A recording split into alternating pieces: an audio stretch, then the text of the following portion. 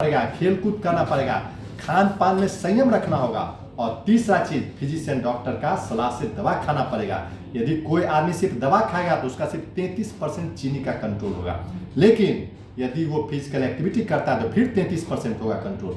और यदि वो खान पान में संयम करा तो 33%। तो डायबिटीज के मरीज को भी ये समझना है कि ऐसा नहीं है कि सिर्फ डॉक्टर का दवा खाएंगे और चीनी कंट्रोल होगा, ये बिल्कुल नहीं है। आपको भी प्रयत्न करना पड़ेगा, फिजिकल एक्टिविटी और खान पान में संयम ये करेंगे तो चीनी आपका दोस्त हो जाएगा, आपको किसी तरह का नुकसान नहीं पहुंचाएगा। नहीं करेंगे तो आपका आंख का पर्दा खराब होगा, बार बार आंख में डायबिटिक रेटिनोपैथी होगा, बार बार आंख में सुई लेना पड़ेगा। उसके अलावा किडनी खराब हो जाएगा, किडनी जब खराब होगा तो आपको डायलिसिस मशीन पर चढ़ना पड़ेगा, आपका पैसा खर्चा होगा, आपको बार बार डॉक्टर के यहाँ जाना पड़ेगा। पहले जो है से देख रहे हैं कि युवा पीढ़ी उससे ग्रसित हो रहे हैं, ऐसा क्यों हो रहा है? देखिए, दो चीज है। पहले भी मोतियाबिंद कम उम्र में भी होता था, जिसको कि हम लोग कंजेनाइटल कैटरेक्ट बोलते हैं। वो क्या होता है कि माता जब बच्चा गर्भ में रहता है, माँ के गर्भ में, तो कुछ बीमारी है जैसे रूबेला है, हर्पिस है, फिर उसके बाद ये सब कुछ बीमारी के कारण क्या होता है कि वो मोतियाबिंद पहले बन जाता है, जिसको कि हम लोग कंजेनाइटल कैटरेक्ट बोलते हैं। यानी वो बचपन में ही बच्चा को कैटरेक्ट बन गया। तो हम लोग को जब हम बच्चा जन्म ले, हम दो बात आपके चैनल के माध्यम से हम दो बात बोलना चाहेंगे माता पिता के लिए।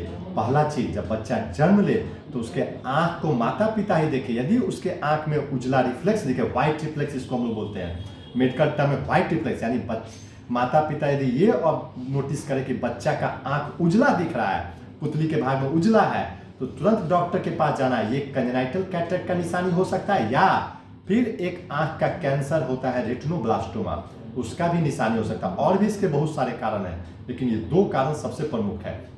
इसके अलावा ये तो बच्चा में हो गया कंजेनाइटल कैटरेक्ट। फिर क्या होता है कि अभी देखने में ये आ रहा है कि मोतियाबिंद सिर्फ जल्दी बन नहीं रहा है, जल्दी पक भी रहा है, जबकि पहले ऐसा नहीं था।